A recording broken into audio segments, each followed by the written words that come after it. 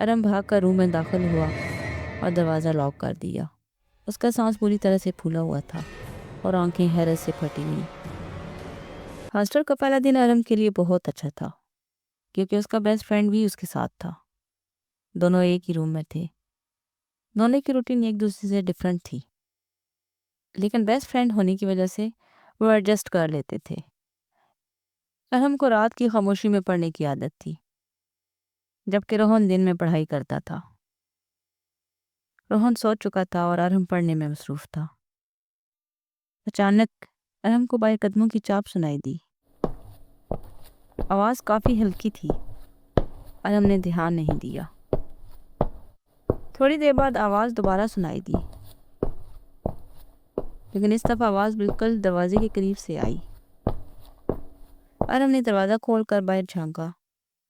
Corridor میں مکمل سناٹا تھا۔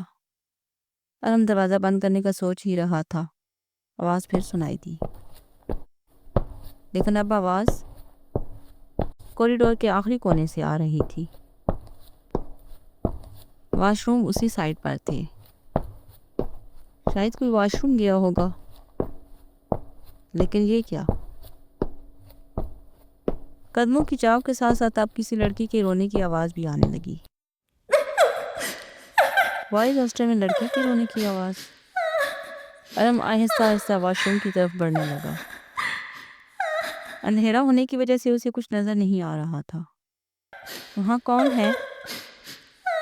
رونے کی آواز پہلے سے زیادہ شدت سے آنے لگی۔ آواز واش روم سے آ رہی تھی۔ واش روم کی لائٹ آن تھی۔ ارم اندر داخل ہوا، لیکن واش روم تو خالی تھا۔ ارم کو خوف محسوس ہونے لگا۔ آئینے پر نگاہ پڑتے ہی ارم کا خون خشک ہو گیا۔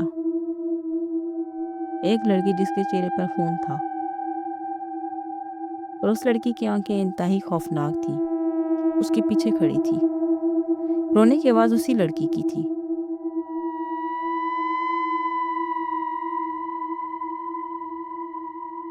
وہ لڑکی روتے روتے آہستہ آہستہ ارم کی طرف بڑھنے لگی۔ کون ہو تم؟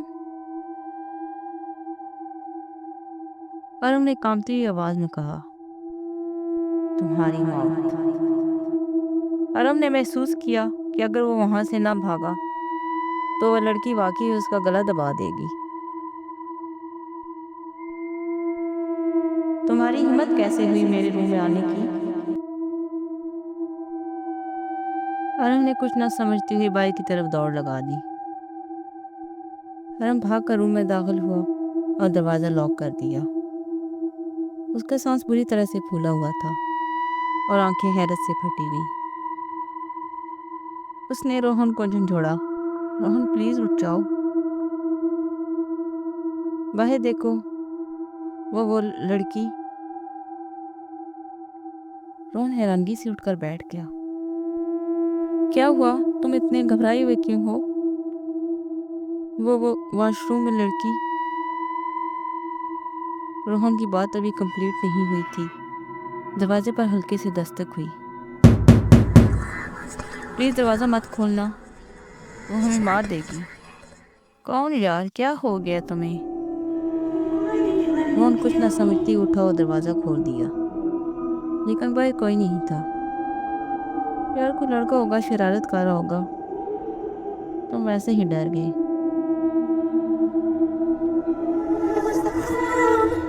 اس سے پہلے کہ ارم کچھ اور بتاتا، لڑکی کے رونے کی آواز دونوں کو سنائی دینے لگی۔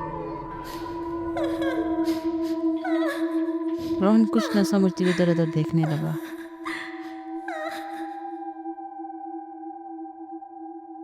اسٹڈی ٹیبل پر نگاہ پڑتی ہی دونوں کا خون خشک ہو گیا۔ وہی لڑکی خون زدہ چہرے اور خوفناک آنکھوں کے ساتھ دونوں کو گھور رہی تھی۔ میں تم دونوں کو نہیں چھوڑوں گی، میرے روم میں آنے کی ہمت کیسے ہوئی؟ ارم کے ساتھ ساتھ اب روہن کا خون بھی خشک ہو چکا تھا۔ دونوں نے دروازے کی طرف دوڑ لگائی، لیکن دروازہ لاک ہو چکا تھا۔ ان دونوں کو موت سامنے نظر آ رہی تھی۔ وہ لڑکی آہستہ آہستہ دونوں کی طرف بڑھ رہی تھی۔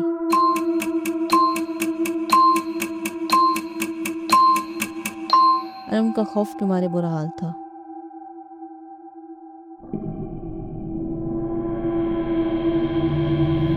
اچانک دروازے پر زوردار دستک ہوئی۔ روہن نے ہمت کر کے دروازہ کھولا۔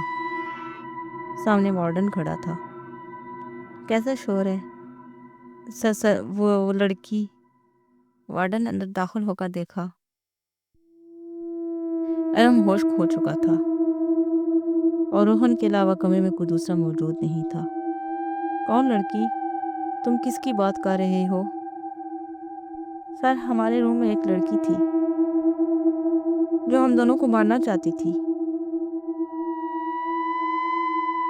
وارڈن کو کچھ سمجھ نہیں آیا کہ وہ کیا کہہ رہے ہیں۔ ارم کو کافی دیر کے بعد ہوش آیا۔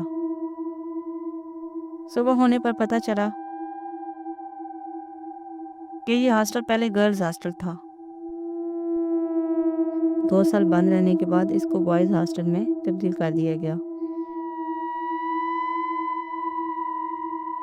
اس ہاسٹل کو کھلے ابھی 4 ماہ ہوئے تھے۔